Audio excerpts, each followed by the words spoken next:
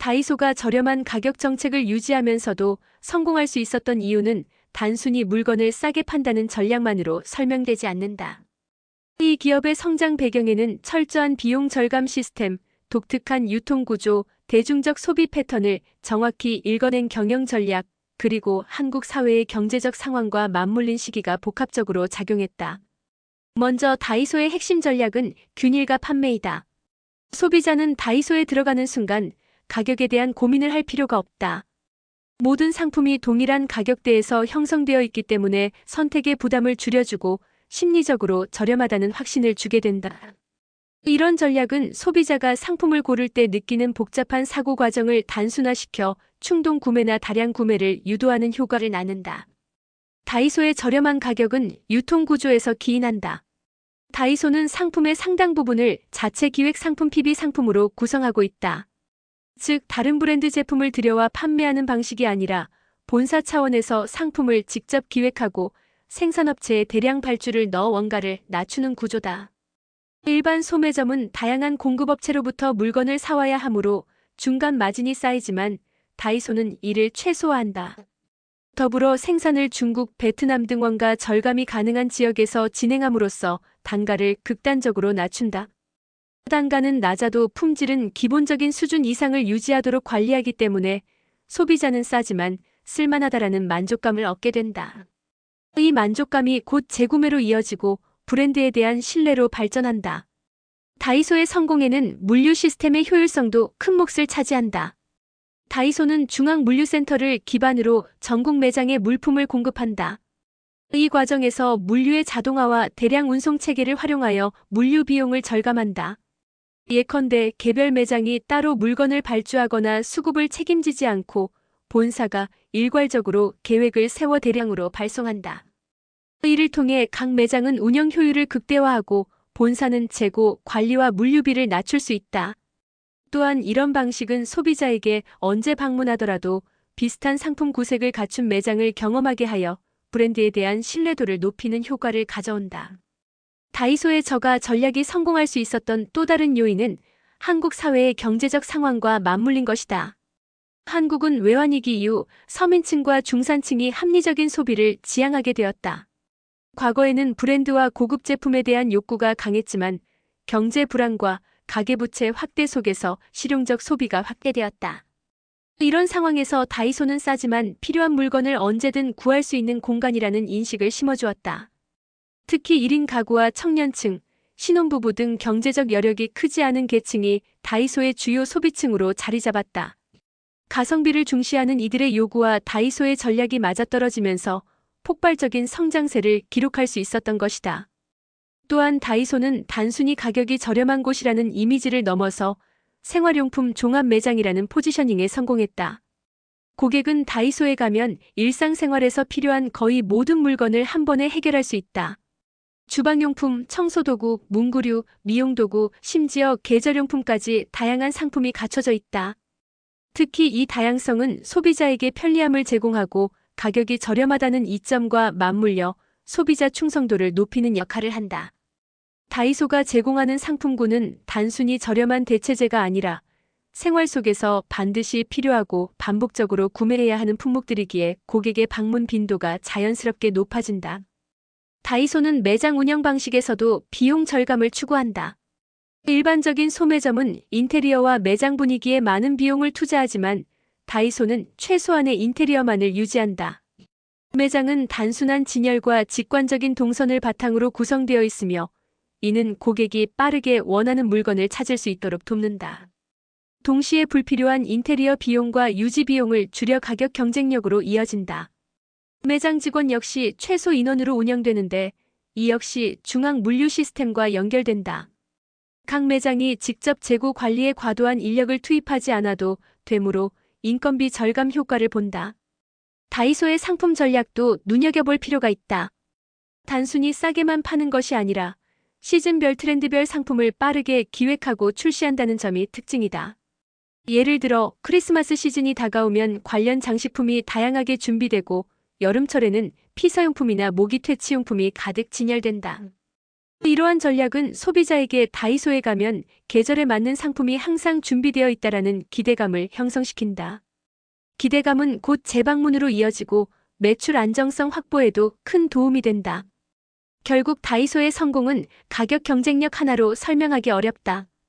저가 정책을 뒷받침하는 유통구조와 물류 시스템, 합리적 소비 트렌드에 부응하는 전략, 다양한 상품군과 편리한 쇼핑 경험, 그리고 철저한 비용 절감 노력이 모두 어우러진 결과다.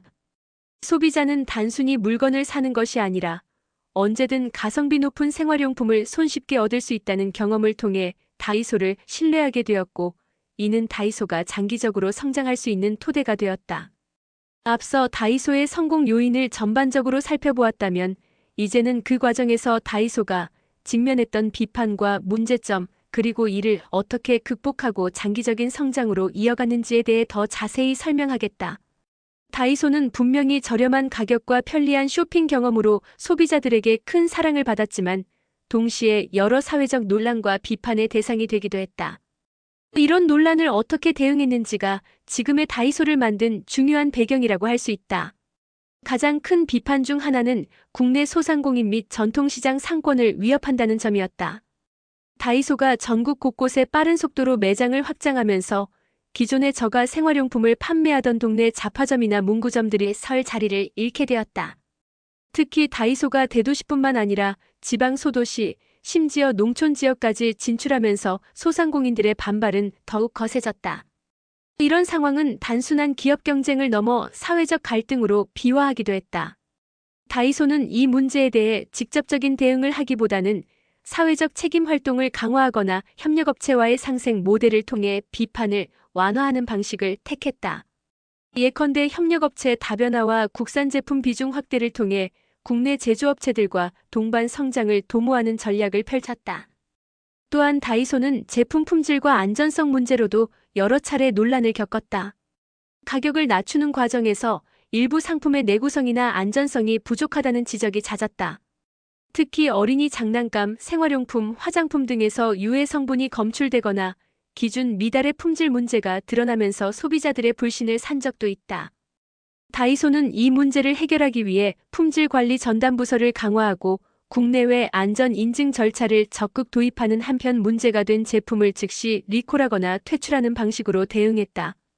가격이 저렴하더라도 최소한의 안전과 신뢰는 보장해야 한다는 교훈을 얻은 것이다.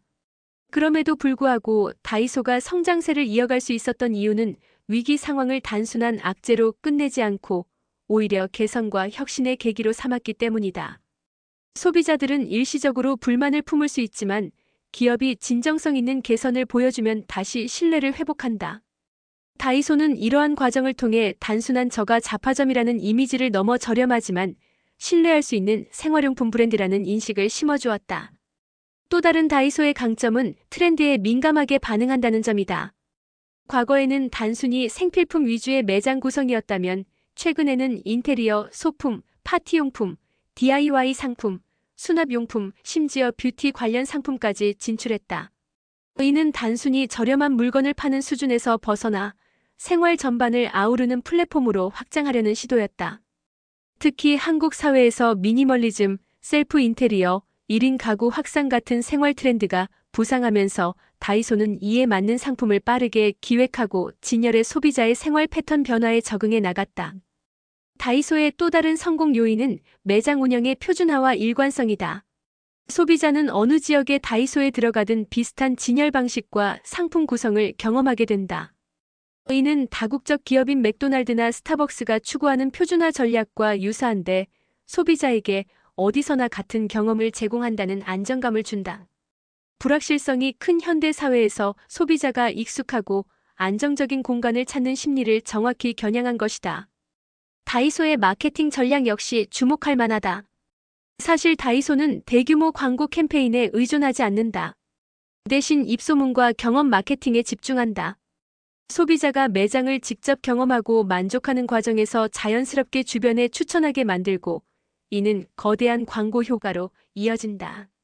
특히 다이소는 SNS 시대에 맞춰 인스타그램, 유튜브, 틱톡 등에서 자연스럽게 다이소 추천템, 다이소 꿀템 같은 콘텐츠가 확산되도록 환경을 조성했다. 이렇게 소비자가 스스로 홍보자가 되는 구조를 만들어낸 것은 비용 대비 효과가 큰 전략이었다. 사회적 책임 활동 CSR도 빼놓을 수 없다. 다이소는 비판 여론을 잠재우고 동시에 긍정적인 브랜드 이미지를 구축하기 위해 다양한 사회 공헌 활동을 전개했다. 장애인 고용 확대, 친환경 상품 개발, 재활용 가능한 포장재 사용 확대 등은 다이소가 단순한 저가 매장에서 책임 있는 기업으로 나아가려는 시도를 보여준다. 최근에는 ESG 환경사회 지배구조 경영 기조에 맞춰 지속 가능성을 강조하는 방향으로도 변화를 꾀하고 있다. 이와 함께 다이소는 한국 내수 시장에 안주하지 않고 해외 진출을 모색하고 있다. 이미 일본, 중국, 동남아 등지에서 매장을 운영하고 있으며 한국 내에서 쌓은 균일과 시스템과 효율적 물류 노하우를 해외에서도 적용하려는 시도를 이어가고 있다.